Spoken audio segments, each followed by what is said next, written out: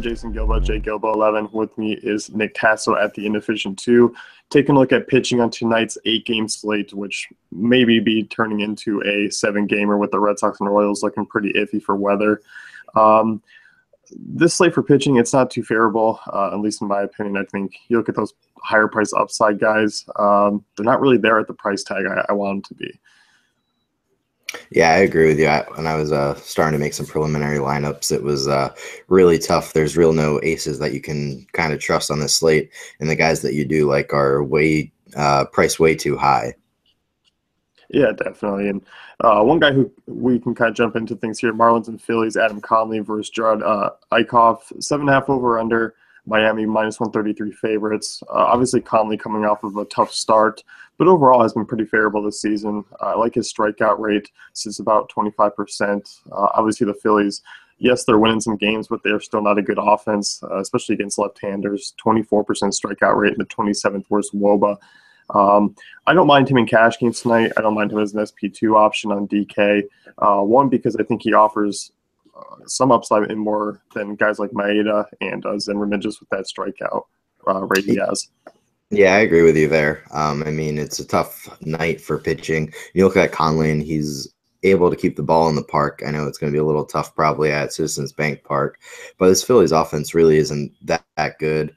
Like you said, they've won a few games, but there's still only a couple guys like Franco who can really beat you. I know Galvis hit one out the other day, and they have a couple other guys, but Franco would be Howard, and lefty-lefty matchup isn't really good for him. So I think the matchup here is probably one of the better ones for this entire slate. Yeah, I just kind of feel more comfortable paying down for him at 8,200. I just feel like he can maybe possibly reach that Zimmerman and Maeda outcome come the end of the night, just because I don't think their strikeout rates kind of really compare to Conley's. Yeah, and that's another point there about his price. It's pretty low, so you really don't need too much to really have a great outing. And all the other higher priced guys, they're not in ideal matchups. So, like you said, you're not even sure what you're going to get out of those guys. Yeah. And then Eichhoff here on the other side of him, a home matchup against the Marlins. This Marlins offense, pesky. They don't strike out a ton. They got a lot of lefties that I think are going to get to Eichhoff tonight. I don't trust him in any format. Yeah, I'm staying away from him. His price would have to come a little bit lower for me to kind of play him right now. I know it's low, but it's just one of those things. He's really not being effective. He's averaging 3.5 runs a game that he's allowing, and it's just he's not able to really be solid like he was in his first 2 starts of the year, where he was kind of shutting people down. And like you said, this Marlins team is kind of to get hits here and there, and with a bunch of lefties in it, it's really might not be a good end result for Eichhoff. Yeah, I don't think so either. 705 here, Braves and Pirates, Williams Perez, John Neese, over-under of 8, Pittsburgh big favorites, minus 175. I feel like this is some sort of a trap game for Neese. I want to play him here against Atlanta. I think I will have some shares. Just because, I mean, they're terrible against lefties. Obviously, the league worst WOBA, the strikeout rate's high. But Neese hasn't been great. I don't like a lot of his deeper stats. I mean, his FIP is, sitting at 6.22 this season. So even though this lineup is bad and the majority of their lefties they're kind of their top hitters and they're more notable ones, I still feel like Neese is kind of a high-risk, high-reward play, I guess, for the price tag. Yeah, I'm not going to play him on FanDuel because his price is a little high at $7,000, but I think it's relatively cheap on DraftKings. So I don't mind him. But like you said, ever since coming over from the Mets, he's been pretty bad. And you look at the Braves, they still have a few guys from the right side of the lineup, Garcia, who could kind of do some damage, but for the majority, it's Freeman and a bunch of no-names. You'll probably see Jeff Francoeur in the lineup, who's always a threat against a lefty. But I don't know. It's just one of those things. Neese really hasn't impressed me too much at all. And I know it's a weak Braves team, but it's just not something I want to really kind of attack. Yeah, I mean, you kind of look at his last games, obviously. He's had some tougher matchups. I kind of expect him to pitch better at home, but still, over a 5 ERA at home at PNC Park isn't like you immediately back those park factors there and bump them up a huge amount. But I mean, I think definitely worth a look in GPPs because essentially if you go with him as an SP2, you're freeing up a ton of salary. Yeah, absolutely. It's just I'm concerned his strikeout rate's really low, and it's just one of those things. It's like you said, a trap game potentially. Yeah, it's just you look at that matchup and you're like, okay, you want to target the Braves, but then you look at how Nice has been, it just seems like okay, there is a lot more risk than what appears here. Absolutely. And on the other side, Williams Perez, never a guy I'm looking to really use. He's pitched somewhat better this season, but against this Pirates team, I'm really looking to take guys against him. Yeah, I don't want to use him at all. He has pitched much better than he did last year, but his struggles last year to me were just mainly against lefties, and there's really not too many lefties outside of Jaso and Polanco who really can do a lot of damage in this lineup. So I wouldn't mind using him, but my usage rate of him will be very, very minimal. Mm-hmm. This next one here, Rays and Blue Jays, Drew Smiley, Jay Happ, two lefties on the hill, over under of 8. I'm kind of curious to see actually what lineup comes out of Toronto just after yesterday's festivities. But overall, I mean, I think Happ is kind of a guy in a good spot. He's a small favorite there. Obviously going up against a Rays team that does hit lefties pretty well. They do have some guys in there, but Forsythe out, so that kind of bumps that lineup down. They have a big strikeout rate, 24.3%. And I like the way Happ's pitched this season. The price tag is a little higher than I want on DraftKings, but I think FanDuel-wise, he's not a bad option. Yeah, I actually have Happ as my number one on FanDuel just because his price is pretty low. It's kind of in the mid-range, and like you said, he's pitched extremely well. And you look at this Rays offense, and there's really not too many guys who can really do some damage, and no Forsythe that's really kind of kills him because he's a big lefty masher. When you look at Dickerson, who's a lefty, and his batting average has been terrible. So you really have to just worry about Longoria. I know they have Souza and also have Geyer, but those guys are pretty inconsistent. So I think even though it's a bad park in the Rogers Center, I think Happ is kind of my top guy today. Yeah, I definitely agree with you. And then, I mean, looking at that big price tag, 10,900 on DraftKings is just a little ridiculous. It kind of makes you just want to pay down for a guy like Conley, who, arguably could surpass Happ on coming out of the night. Yeah, it's tough to really stomach paying that much for Happ on DraftKings. I mean, you can do it, but it's not fun. Yeah. And on the other side, Drew Smiley, a guy with big-time upside as far as the strikeout rate goes. Once again, curious to see what lineup comes out for Toronto today. But overall, I mean, if it's missing some guys, I don't mind Smiley as a GBP option just because we've seen that strikeout rate really, really thrive this year. But overall, one, I think he's just faced the Blue Jays too many times, and they kind of, know him by now. Yeah, I'm staying away from him. I mean, we'll see what lineup is in there. I kind of expect Batista to be in there. I know he got clocked, but I think he should be back in. And if he's in, I really think he's in a prime spot just because he's pretty pissed off about what happened yesterday. I would have to assume. But on both sides, I'm just staying away from Smiley. Yeah. And, I mean, one thing is, we're talking about pitchers, but the Blue Jays bats on DraftKings are super cheap. I mean, we see Donaldson 4,300, Bautista below 4K. It's pretty crazy. Yeah, they're really cheap, and I just think yesterday is going to kind of spark them to really go off and show people what they can do because they've kind of been a little quiet the past couple weeks compared to how they came and started the season in April.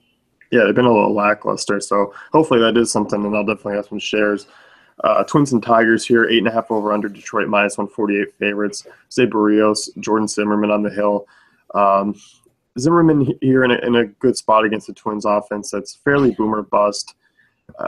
I'm still not a fan of the price tag. I never want to pay over 10K for a guy like Zimmerman who doesn't have a huge strikeout upside. I know this Twins team does strike out a ton, but you look at Zimmerman's swinging strike rates in the 6% range, and that's just a guy who's not missing many bats. He pitches to contact, and I want a little more upside out of the pitchers if I'm paying 10K.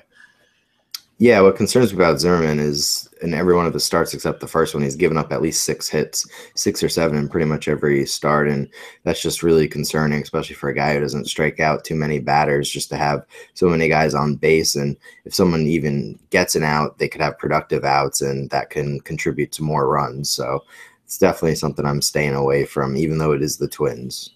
Yeah, definitely. I mean, if I had to pair him up, I mean, on DK, I don't mind him just because it's obviously Porcello at 10-7 is going to be probably rained out. We're not big fans of Smiley. I think Happ and Zimmerman kind of fall in that top tier. We'll talk about Maeda in a little bit. But overall, I mean, I think it's a night where you can kind of pay down a little. No, absolutely. And you look on the flip side with Barrios, and I'm not saying he's going to have a great outing, but even if he gives up 2 home runs or so, if they're only solo shots, he's been showing that he's able to really command the strike zone and strike people out at a pretty high rate. So he has some upside for DFS purposes. He definitely does, and he's going to face a heavy, right-handed Detroit team, and he's been fairly tough on righties. As long as he keeps that ball in the yard, he's given up a couple timely home runs and been just inopportune times. But overall, I mean, he could be a sneaky GPP play tonight. Yeah, absolutely. I don't really foresee him getting the win, but I don't think his price is too prohibitive to him getting the win, especially if he's able to strike out 8 batters or so. Yeah, I definitely agree. I mean, maybe you see, a start. Obviously, Houston, you got the win, but you take that away. Punching out 8 guys over 5 innings and still allowing 2 runs is pretty solid. Yeah, and the only thing is just the home runs, and I know he's going to at least give up 1 tonight to probably Cabrera or probably Martinez. But other than that, I think he might be able to just sneak around those guys and get a lot of strikeouts with this offense. Yeah, definitely. I mean, they got a pretty high strikeout rate, so I think they're pretty favorable spot there. Next game here, you do have the Yankees and Diamondbacks in Chase Field, a big 9.5 over/under. Robbie Ray versus Chad Green. Chad Green making his debut. Once again, I think this Chase Field is usually kind of a stay away game. Absolutely. I mean, you saw Pineda was supposed to go tonight, and he's got pushed back. And Chad Green, who's had some sort of good numbers this year, I believe under 1.5 ERA, but in his previous years in the minors, he hasn't been that great. So I think this could be a really bad outing for him. And I like a lot of the Diamondbacks hitters for that reason, because they were all priced to face Pineda. And now that they get basically a AAA starter, you have to like that. And then on the flip side, I don't know about Robbie Ray. I think his price is pretty low on both sites that you could kind of use him. And this Yankees offense hasn't really shown too much lately. They have a lot of injuries. They're mainly left-handed, but now that I believe Hicks is in there and they're still able to hit lefties a little bit better. Yeah, I mean, they got a couple guys that can turn around. Starlin Castro's kind of hit pretty well with the Yankees this year. I just think in that ballpark, I mean, Robbie Ray's his hard ball rate to right-handed bats through his career has just always been hard. It just seems like every time everyone's on him, it just depends on if those hits are going through or not. Yeah, and you look at Chase Field, and it's playing pretty similar to the top park this year, Coors. I know it's not the same, but it's been pretty up there. And you look at all the hitters who got a boost hitting there. Segura has hit most of his home runs there. And it's just one of those things, one of those parks where I try to stay away from with starters. Yeah, I'm definitely with you. Getting to the 10:05 game here, Rangers and Athletics in Oakland. 8.5 over/under here, -122 lefties on the hill. Derek Holland, Sean Manaea. You rarely see 8.5 over/unders, especially the night game in Oakland, and I think that just kind of shows how bad these pitchers are. Yeah, absolutely. I'm staying far away from both these starters. This actually is one of the days that I might want to stack both these teams actually at the Coliseum. Something that I very rarely do, but it kind of calls for it tonight when you have Manaea, who can't get out of past the 5th inning, and his last outing was atrocious after 2 2/3. And you look at Holland; he's got pretty beaten up over his last 2 starts as well. So it's just a lot. Both these teams too have a lot of righties that can kind of hurt both lefties. So I'm staying far away. Yeah, definitely. I think this is a game to really look at to stack. I mean, you don't usually say that often, but as bad as these guys have been and the price tags of those hitters, there's a lot of value there. Absolutely. Last game of the night, and it is Angels and Dodgers. Dodgers are monster favorites, minus 190, 7.5 over under. Kenta Maeda coming off a couple down starts. Matt Shoemaker, not a guy who you tend to pick in DFS anymore. But Maeda kind of going up against an Angels team. They obviously struggle against right-handed pitching. The one thing I don't like is just that 16% strikeout rate they have. They don't strike out a ton. So it's kind of like if Maeda gives up, 2 to 3 earned runs, still maybe picks up the win. He doesn't have a ton of upside for that price. I think you can certainly fade in GPPs.